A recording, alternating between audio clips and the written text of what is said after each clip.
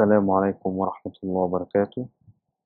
طبعا أنا اتأخرت كالعادة، زي ما انتوا عارفين أنا بحب إن أنا أتأكد من المعلومات والمصادر، وإن أنا أجيب لكم النسخة كاملة زي كل مرة. محبش إن أنا أنقل كلام وأجري أعمل فيديو عشان أجيب مشاهدة وخلاص، لأ ربنا عالم. أنا بحب أتأكد من كل حاجة الأول، وبحب إن أنا أتأكد من المعلومات بنفسي وإن أنا أدور وأجيب. أنا طبعا حابب أشكر الشباب اللي معايا في الجروب واحد واحد، هم اللي بصراحة من غيرهم برضو أنا كنت هبقى ضعيف جدا، مش هعرف أعمل حاجة لوحدي. قيصر وعمرو وبالذات الأستاذ محمد زيتون، هو الراجل اللي تعب معايا، هو الراجل اللي بدأ يجمع لي معلومات واحدة واحدة، هو اللي وصلني للمستند الرسمي عن طريق الفريق أو الدعم الفرنساوي للموقع. آه، أول حاجة قبل ما نبدأ الفيديو أنا عايزك تبقى مركز كده وتسمع الفيديو عشان ما ما يجيلكش لحظة تتوه مني، وفي نفس الوقت تبقى فاهم كل حاجة حصلت ورأيي هيبقى ايه في الموضوع ده. من الآخر أنا معاهم ولا ضدهم؟ كل ده أنا هقوله في الفيديو ده إن شاء الله، وهشرح كل نقطة هم قالوها. أنا مش جايب الكلام أقرأه معاكم، أنا جايب الكلام عشان أشرح كل نقطة وأحللها معاكم. طبعا ده المستند الفرنسي، جانب اللغة الفرنسية، وأنا ترجمته وحاولت إن أنا هجمعه على قد ما أقدر. أهو زي ما انتوا شايفين كده حوالي 15 صورة، ورتبتهم وهبدأ إن أنا أشتغل معاكم فيهم إن شاء الله. أول حاجة ممثل الشركة بيتكلم، يقول لك تم إغلاق عمليات إعادة التحميل والسحب، التحميل اللي هي الإيداع والسحب والمشتريات الإعلانية منذ الأربعاء الماضي، لا شيء يدعو للقلق. كنا بحاجة إلى إيقاف جميع الأنشطة حتى نتمكن من إعادة إطلاق الحملات الإعلانية. سيتم إعادة تنشيط جميع الوظائف بمجرد تشغيل الموقع مرة أخرى. أول حاجة بدأ فيها قال لك إن عمليات السحب والإيداع والمشتريات اللي هي الحملات الإعلانية يوم الأربعاء اللي فات اتقفلت، تم إغلاقها، وإن ده شيء ما يخلكش تقلق. بيقول لك إحنا كنا محتاجين إن إحنا نوقف جميع الأنشطة عشان نبدأ نعمل إطلاق للحملات الإعلانية بشكل جديد وبشكل نضيف مرة تانية. دي أول نقطة بدأ بيها. رقم اتنين بدأ فيه ممثل الشركة، قال لك إن في الاجتماع الأخير إحنا قلنا عن وقت غير صحيح عشان الموقع يرجع لبيانات هم رجعوا ليها ولقوها إن هي غير صحيحة. الكلام ده أما قال لك إن الأسبوع اللي فات هيرجع في خلال أسبوع. بيقول لك هو عملوا بحث وتحليل شامل، لقوا إن في حملات إعلانية كبيرة جدا نشطة وقفت. بيقول لك لو حسبوا إن رصيد العميل الواحد، يعني الحساب الواحد، لو خلص إن هو يرجعوه في ثانية واحدة، الموضوع ده هيحتاج منهم 34 يوم عشان يرجعوا حساب 3 مليون عميل. يعني هم لو عملوا إعادة لحساب كل واحد فينا في ثانية، الأمر هياخد منهم 34 يوم. وقالوا لك الحسبة أهو 3 مليون في 24 على 60 اللي هو الساعات والثواني، فبيقول لك إن 3 مليون عميل هيرجعوا في 34 يوم، ودي النسبة الطبيعية. وبيقول لك إن إحنا دلوقتي في الوقت الحالي مقدرين، يعني إحنا حاسبين أو عاملين عمليات حسابية الحسابية بتاعتنا إن الموضوع هيبدأ ياخد 10 أيام إضافية على الأقل. يعني هم عايزين يعدوا 10 أيام من دلوقتي. إحنا دلوقتي تاريخ 25، كان الكلام ده بيوم 24، يعني هم عايزين يرجعوا في يوم حوالي 4 في الشهر أو بداية الشهر الجديد. طيب أنا هرجع للنقطة دي بعدين، يعني أنا هبدأ إن أنا أحلل أو أقول رأيي بشكل عام في بعد ما أقول لكم كل تفصيلة في الشرح.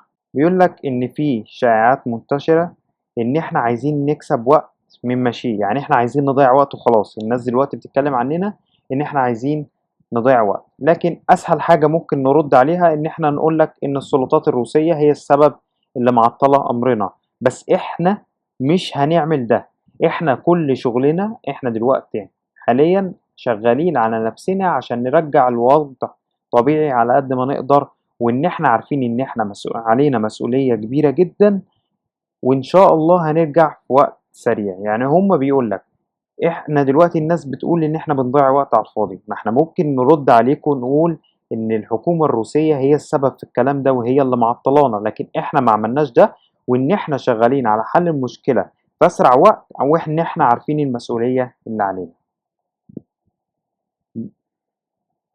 بيقول لك إن المحامين بتاعتهم طلبت شرح وأسباب حقيقية من الموقع اللي هي الحكومة الروسية الفيدرالية ليه الحظر ده اتعمل. بيقول لك لحد الآن ما فيش حد رَد عليهم بموجب القانون. وإن السلطات بتاعتهم لو هتمشي في إجراء قانوني هتحتاج 30 يوم عشان ترد على الطلب ده. يعني هم عندهم في روسيا لما بيقدموا طلب قانوني بيحتاجوا في الوضع الطبيعي 30 يوم عشان يردوا على الكلام ده. هل أنت بتقول يا محمد دلوقتي إن الموقع محتاج 30 يوم؟ لأ، أنا ما قلتش كده. أنا بقول لك هو بيشرح بيقول إيه. بيقول لك إن هم دلوقتي أجرينا مفاوضات مع شركائنا. هم دلوقتي مش شرط إن أنا أقرأ السؤال، أنا هاحاول إن أنا أختصر على قد ما أقدر. إن هم عملوا مفاوضات مع الشركاء بتاعتهم اللي هي المنصات الإعلامية تقريبًا والناس اللي هم بيجيبوا لهم يعني ناس تشتري والكلام ده، الشركاء بتاعتهم يعني. بيقول لك إن هم شرحوا الوضع بكل أمانة. يعني هم دلوقتي جابوا الشركة مثلًا بتاعة Admetape، بعتوا لهم mail شرحوا لهم الوضع على قد ما يقدروا بكل صراحة، وإن هم حصل لهم حظر والكلام ده، وإن الشركات ردِّت إن هم عايزين يكمّلوا العمل معاهم. يعني هم عندهم نيّة إن هم يكمّلوا معاهم ما فيش أي مشكلة، ويعالجوا المدفوعات وما فيش أي مشاكل، وإن هم وصلوا لاتفاق مبدئي إن هم يغيّروا العملة. تقريبًا بيتكلّموا على العملة الروسي، الروبل الروسي تقريبًا مش هيتعاملوا بيه تاني. بيقول لك إن هم هيعملوا عملة تاني يعالجوا بيها المدفوعات عشان الطريقة تبقى أسرع وما يتعملّهمش حظر تاني، ما يقابلهمش مشاكل في المستقبل. هيبدأ بقى فقرة الأسئلة والأجوبة. هيبدأ يتسأل، هو ده كان ممثل الشركة اللي بدأ بالكلام، بعد كده هيبدأ يتسأل. الأسئلة دي مهمة جدًا. هيبدأ يتسأل وهو يرد على الناس دي، بس هو هيسمح بسؤال واحد لكل عضو في الاجتماع. أول سؤال بيقول لك: لقد تحدثت الأسبوع الماضي عن تكامل العلاج UAH. دي العملة الأوكرانية يا شباب، اللي مش عارف دي العملة الأوكرانية. بيقول لك أنت ليك مكتب AI marketing في أوكرانيا عشان تستخدم العملة دي؟ يعني أنت ليه مختار العملة الأوكرانية عشان تتعامل بيها في الدفع؟ رد عليه قال له إن أنت مش مضطر إن أنت يبقى عندك مكتب في أوكرانيا عشان تستخدم العملة دي في معالجات عمليات الدفع بتاعتك أو إن أنت تدفع بيها. بيقول لك إن القضاء هناك بيسمح إن أنت تستخدم العملة دي حتى لو ما عندكش مكتب، تمام؟ وإن دي ما فيهاش أي مشكلات في المستقبل كما حدث لنا مؤخرًا. يعني العملة الروبل الروسي تقريبًا القضاء الروسي كان مسيطر عليها، فهو عشان كده وقّف التعامل بيها. لكن لو هم استخدموا العملة الروسية أو أي عملة تقريبًا قانونية تانية، هيقدروا إن هم يعملوا عمليات دفع عادي جدًا بدون أي قانون يمنعهم أو بدون أي مشكلة. السؤال التاني بقى سؤال مهم. بيقول له دلوقتي الفلوس اللي اتسحبت بعد الحظر هترجع لحساب الكاش باك، والّا هترجع في ميزانية الإعلان، والّا هترجع في اللي هو رصيد الإعلان؟ رَد عليه قال له إحنا رَد عليه قال له إن الحلول في الوقت ده إحنا لسه واقفين على الشركاء بتاعتنا إن هم يردوا علينا عشان نعرف إحنا هنعمل إيه الفترة الجاية، وإن السؤال ده سابق أوانه، وإن إحنا مش ده المهم، إن في حاجات تانية أهم من الموضوع ده. في سؤال اتسأل بيقول له بعد ما ترجعوا إن شاء الله للعمل، يعني مجرد ما الموقع يرجع للعمل، الإيداعات والسحب اللي ما تمِّتش قبل كده زي مثلًا موقع INB أو موقع AI marketing، بيقول له إن إحنا لازم نعمل شحن للحسابات عشان تفعّل البوت، والّا هيبدأ يشتغل من صندوق التعويض بتاعكم؟ قال له إن أي شيء اتدفع وما تمِّش هيرجع للحساب، زي ما شرحنا قبل كده في فيديو سابق، إن أي عملية سحب اتعملت تقريبًا هترجع الحساب تاني، تمام؟ يعني أنت مش محتاج تشحن تاني عشان الروبوت يشتغل، هو هيشتغل ومجرد ما الفلوس ترجع والسحب بتاعك ما تمِّش تقدر تقريبًا بعدها لو فتحوا السحب هتسحب عادي، ولو الإيداع ما رجعش الإيداع هيرجع والحملات هتشتغل حاجة تاني، مش محتاج إن أنت تعمل عملية سحب. بيقول له دلوقتي أنت إمتى الحملات الإعلانية هتبدأ إن أنا المبيعات تزيد عندي وإن الكاش باك يرجع يزيد عندي؟ قال له بمجرد إن العمليات تتم، يعني مجرد ما الشغل بتاعهم ينتهي، مجرد ما الحملات الإعلانية الجديدة هتشتغل، هترجع الوضع طبيعي جدًا والحملات ترجع تشتغل ورصيدك هيبدأ يزيد طبيعي جدًا. بيقول له سؤال تاني، إن أنت بعد ما اتحطيت في الحظر، دلوقتي أنت كان عندك مثلًا على منصة أدميتيت حساب وكنت عامل شركاء. أنت دلوقتي فتحت حساب جديد، يعني أنا كمحمد عندي موقع AI marketing وعندي حساب مع منصة أدميتيت عشان أجيب لها ناس تشتري وآخد كاش باك منها. دلوقتي الحساب ده اتقفل بعد الحظر، أنت عملت حساب جديد؟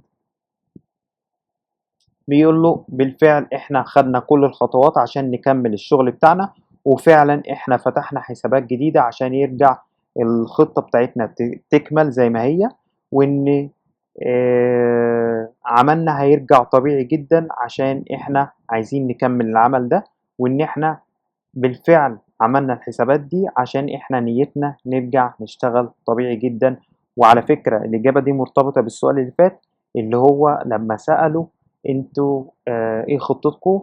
قال له إن الشركاء بتاعتنا عندهم نتيجة أو عندهم هدف إن هم يكمّلوا معانا تاني، فده تأكيد إن فعلًا الناس مش ضد AI marketing، لأ، الناس حاباهم وعايزة ترجع تشتغل معاهم تاني.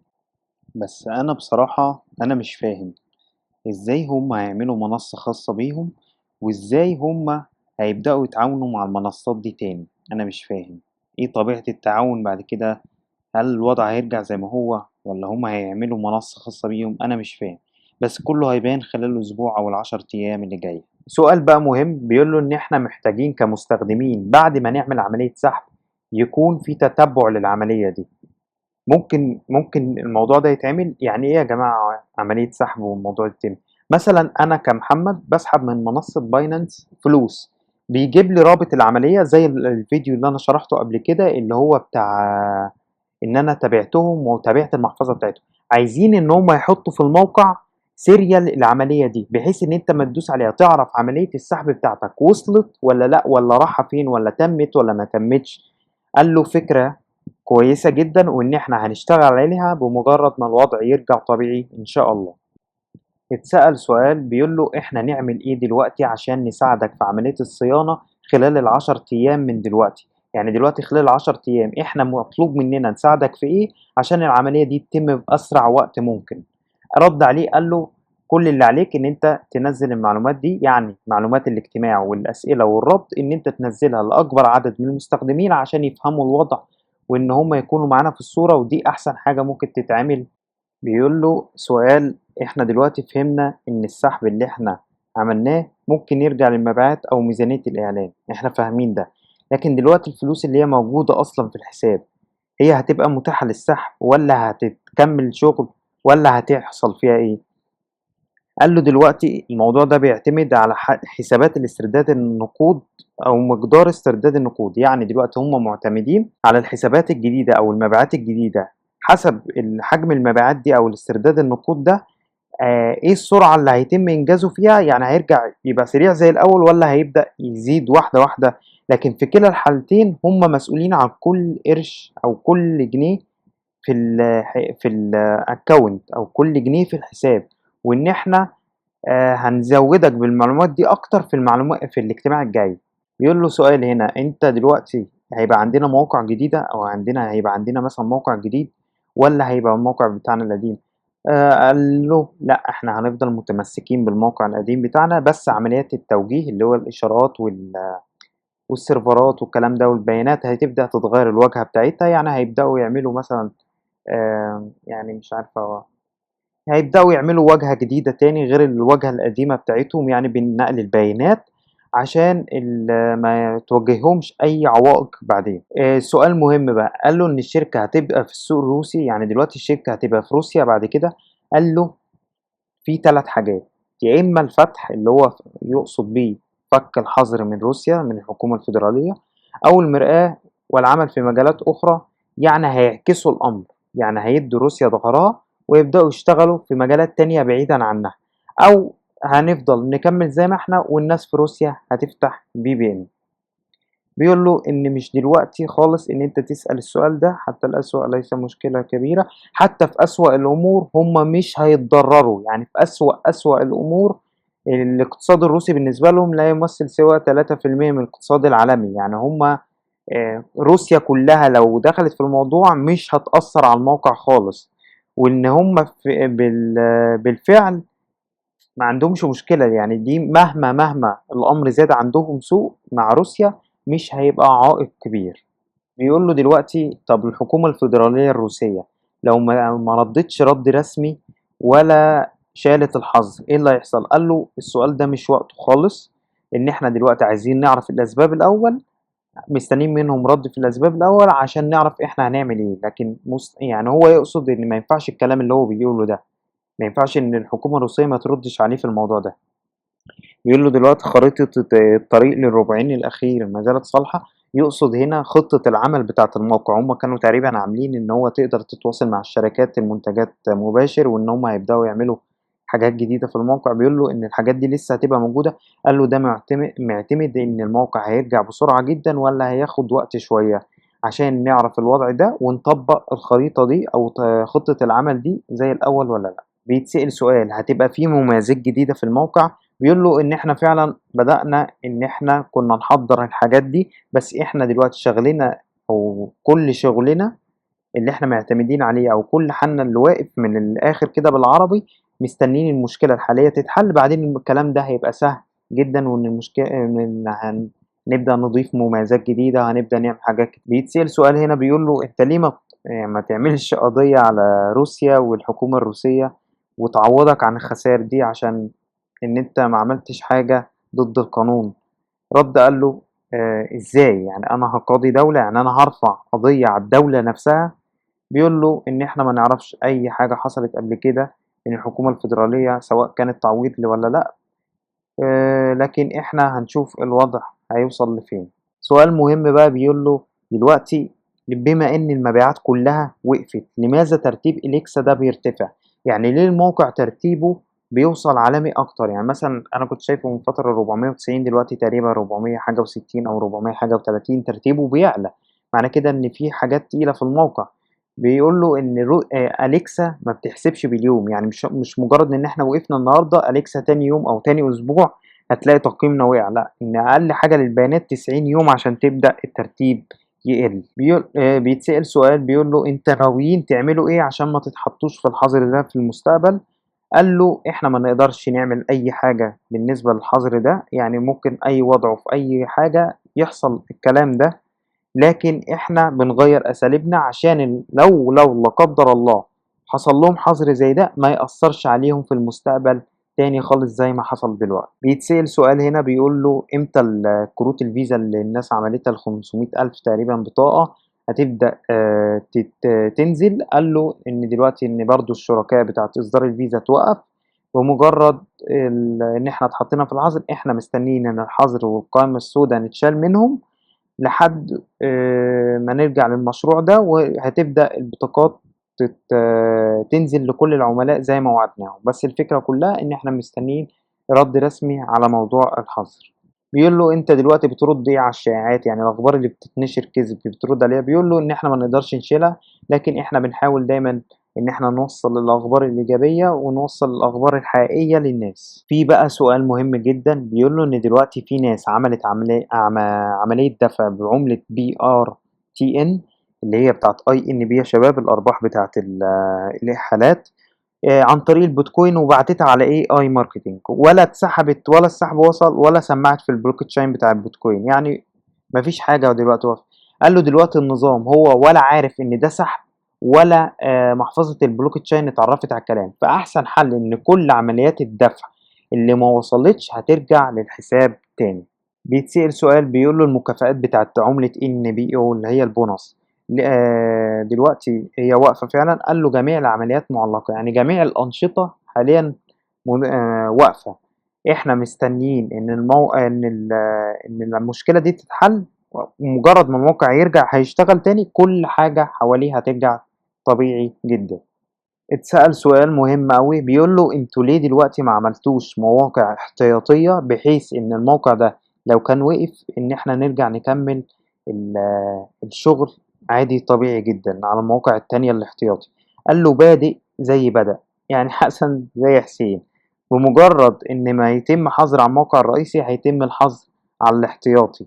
يعني بيقول لك إن الحكومة بالمعنى البلدي كده مش عبيطة، زي ما حظرت الموقع الرئيسي هترجع تعمل حظر المواقع الاحتياطية، وإن ما ينفعش إن إحنا نعمل الخطوة دي قبل الحجب. يعني قبل ما يتعمل لهم حظر ما ينفعش يعملوا الطريقة دي لأن كله هيتحظر، فهو أحسن حل إن هم يعملوا الطريقة دي بعد الحجب.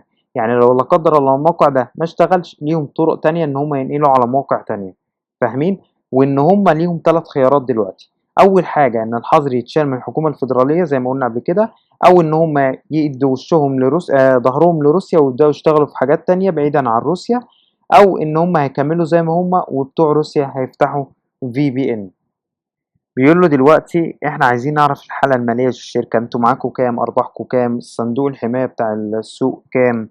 أنت ما ينفعش تقول لنا أي أرقام، إن إحنا مهم جدا الأرقام دي تتعرف عشان في مخاوف كتير. قال له أنت ما إحنا ما نقدرش نعمل أي إصدار بيانات مالية في الوقت الحالي، لكن إن إحنا نقدر نقول لك إن المشكلة دي هتتحل قريب جدا زي ما الخطة بتاعتنا ماشية. جه بقى الممثل اللي هو القائد بتاع الفريق. أنا هاشرح لكم يعني إيه قادة دلوقتي. دلوقتي يا شباب، القادة أو قائد الفريق المقصود بيه في الاجتماع ده، في دلوقتي مجموعة معمولة حوالي 36 واحد، ده اللي أنا أعرفه. هم اللي بيعملوا الاجتماع ده مع ممثلين الشركة وبيسألوهم الأسئلة دي. فمين هم القادة أو الناس المؤهلة عشان الناس اللي بتقعد تقول أنا عايز رابط البث، عايز أدخل الاجتماع، اجتماع إيه؟ كل اللي بيحصل إن ال36 واحد دول، يعني أقل واحد فيهم مليونير أو ملياردير تقريبًا، بيبقى هو أقدم واحد أو أكبر واحد عنده فريق. يعني أنا محمد عامل فريق تحتي، والفريق اللي تحتي عمل فريق وبتاع، المهم إن أنا تحتيّا ناس كتيرة جدًا، فأنا يعتبر اسمي القائد أو القادة، فاهمين؟ ده المقصود بكلمة قادة، إن هو مستثمر تقيل جدًا، جدًا، وال36 واحد دول على مستوى العالم. هم دول اللي بيقعدوا مع ممثلين الشركة في الاجتماع وبيسألوهم، والممثلين بيجاوبوا عليهم. بيقول له شكرًا جدًا، بيكلم ممثل الشركة، وإن إحنا بنتمنى إن النظام يرجع، وإن هو بيشكره بناءً على فريقه كامل اللي هو جاوب على الأسئلة، وإن إحنا بنتمنى إن الموقع يرجع والنظام ده يرجع بشكل كبير جدًا. قال له إن إحنا بنقدم معلومات زي ما موجودة وبطريقة شاملة. إحنا دايمًا عندنا ثقة في التسويب الذكاء الاصطناعي. المهم يعني ملخص الكلام ده، بيقول له إن السنة اللي فاتت إحنا في مشاكل كبيرة زي دي واجهتنا وإن هم حلوها، بس السنة اللي فاتت حلوها تقريبًا في خلال شهر. بيقول له إن إحنا عندنا ثقة إن أنتم إن أنتم هتحلوا المشكلة دي أسرع. بيقول له إن إحنا عندنا خبرة أكبر لسوء الحظ، ويعني هم يعني بين إن هم مبسوطين إن هم عندهم خبرة في حل المشاكل دي بعد كده، وبين إن هم زعلانين إن المشكلة أكبر، بس هم عندهم ثقة إن هم هيحلوا المشكلة دي زي السنة اللي فاتت. وبيقول له في الآخر إن أنا مش هاقدر إن أنا أبدأ الاجتماع التاني بسرعة تقريبًا، اللي هو يعني كان هيبقى على يوم مثلًا قريب، يعني كان هيبقى على يوم 2 تقريبًا في الحدود دي، 2 أو بداية الشهر. قال له إن أنا عندي سفرية وإن أنا الاجتماع التاني هيكون 8 أغسطس الساعة 6 بتوقيت جرينتش. ده كان ملخص الإيميل أو المستند الرسمي بتاع الاجتماع. دي خلصنا من النقطة بتاعتهم. إحنا دلوقتي عايزين نتكلم عن الموقع أو رأيي الشخصي. إحنا دلوقتي عايزين نتكلم بقى. إحنا سمعنا الكلام اللي اتقال في الاجتماع، أنا رأيي إيه، أنا معاهم ولا ضدهم. بصوا يا جماعة، صلوا على النبي. أنا دلوقتي أنا هابقى محايد، يعني ولا معاهم ولا ضدهم، أنا هابقى محايد. بالنسبة للكلام اللي أنا شايفه، يعني من وجهة نظري أنا مش مبسوط أوي، بس في نفس الوقت أنا شايف إن ده ليهم وقت طبيعي. يعني مشكلة كبيرة زي دي، يعني إحنا عايزينها تتحل في أسبوع مرة واحدة. طب واحدة واحدة. يعني مثلًا لو كنا ما نعرفش ندخل على الحسابات كنت أقول لك ماشي، يعني في أسباب كتير إن إحنا ممكن نقف معاهم شوية. كده هم قالوا إن إحنا لينا أسبوع، تمام؟ هم قالوا إن إحنا لينا أسبوع، إيه يعني لما يزيد 3 أيام؟ الموقع مش هيرجع في شهر زي ما هم بيقولوا، لأ، هو بيقول لك إن إحنا متوقعين في خلال 10 أيام، يعني على مثلا ممكن نقول متوسط على بداية الشهر الجاي إن شاء الله، في خلال 6 أيام 7 أيام. ف آه، أنا لما أكون ضدهم هقول بكل صراحة، ولما أكون معاهم هقول بكل صراحة، لكن أنا دلوقتي محايد، أنا دلوقتي منتظر منهم ال10 أيام. لو عدت ال10 أيام ومفيش أي تطور وبنفس الإجابات دي، أنا هقول لك لأ، إحنا كده ما ينفعش، مش هنسكت، وهقول لكم هنعمل إيه، والموضوع مش هيعدي بالساهل. يعني هو الموضوع مش هيعدي بالسهل لا قدر الله في أسوأ الظروف، بس إن شاء الله خير، ادوهم وقتها. حتى لو هيرجع متأخر بس يرجع، احنا عايزين موقع يرجع بس، وملكوش دعوة بأي حاجة تاني. بالنسبة للسحوبات والكلام ده، يعني أنا ما أظنش، يعني انتوا أديكوا بتشوفوا المواقع النصب زي اللي حكينا عليها قبل كده، في منهم نصب ولسه هينصب. لا يعني بيختفوا على طول، يعني دي مش مبررات نصب. هتقولي لا ده عايزين وقت ومش عارف ايه وبيمطلوا، لا يعني فعلا انا شفت قرار من روسيا ان هم عايزين، يعني مثلا ممكن نبص نشوف روسيا تنفصل عن الاقتصاد. بصوا كده، روسيا، بصوا يا جماعة، 2 فبراير 2021، روسيا على طريق الانفصال الإلكتروني، لا نحتاج إنترنت العالم. دلوقتي روسيا عايزين ينفصلوا عن الشبكة الاقتصاد العالمية والإنترنت العالمي. يعني روسيا عايزة تعمل حجر للناس اللي عندها وتسيطر بطريقة بشعة. يعني الموقع فعلا فيه مشاكل في روسيا فعلا، هما مش كدابين، بس هما عايزين يخلعوا من الموضوع ده بدري بدري. دي كل الفكرة، يعني هما مش بيختلقوا حاجة كده، أنا مش شايف إن هما بيختلقوا حاجة كده، عايزين نديهم فرصة أكتر. يعني الموضوع يا جدعان مش بالساهل، أرجوكوا الصبر الصبر، انسوا الموقع شوية. أنا طلبت كاميرا وهبدأ أعمل لكم محتوى إن إحنا مش هنعيش طول حياتنا على ال على الموقع AI ماركتينج أو الموقع النصاب. أنا حذرت من مواقع كتير، مفيش غير AI ماركتينج الوحيد اللي كنت بفكر إن أنا خاطر فيه. أنا رأيي معروف إن معظم 90% أو 95% من مواقع الاستثمار نصب بالنسبة لي. محدش يدخل يسألني عن ده وده وده وده، ده بالنسبة لي نصب، يا إما الباقي حرام. تمام. أنا عايزكم تشغلوا مخكم معايا. أنا دلوقتي هبدأ أتكلم عن استثمار صح، هبدأ أكلمكم عن مجتمع تاني كبير أوي اسمه العملات الرقمية، اللي هو المستقبل أصلا بعيد عن الكلام ده، واللي المواقع ممكن يبقى ليها شغل تاني غير، يعني مثلا ممكن يقول لك أنا شغال في المبيعات بس ممكن يكون لي ربح من العملات الرقمية والكلام ده. بس روسيا فعلا فيها مشاكل، فاحنا الصبر الصبر الصبر. انا مش مبسوط قوي من البيان ده، بس شايف كلامه يعني منطقي شوية. في بيداري شوية على الأسئلة، بس خلينا معاهم للآخر. ما هو يعني بصوا يا جماعة بصراحة كده، أنا دلوقتي هعمل إيه؟ يعني هو دلوقتي لو قفل وخلع أنا هعمل إيه؟ أنا مضطر أصبر، أنا غصب عني هصبر. في كلا الحالتين الكلام ده في صالحي. أنا دلوقتي لو هو قفل وخلع أنا استفدت إيه؟ ما أنا كده كده هصبر، أنا ما عنديش حل تاني. أنا قلت رأيي، وإن شاء الله لو في تحديثات أنا هحاول أنزلها خلال الأسبوع، وإن شاء الله خير، اتفائلوا خير.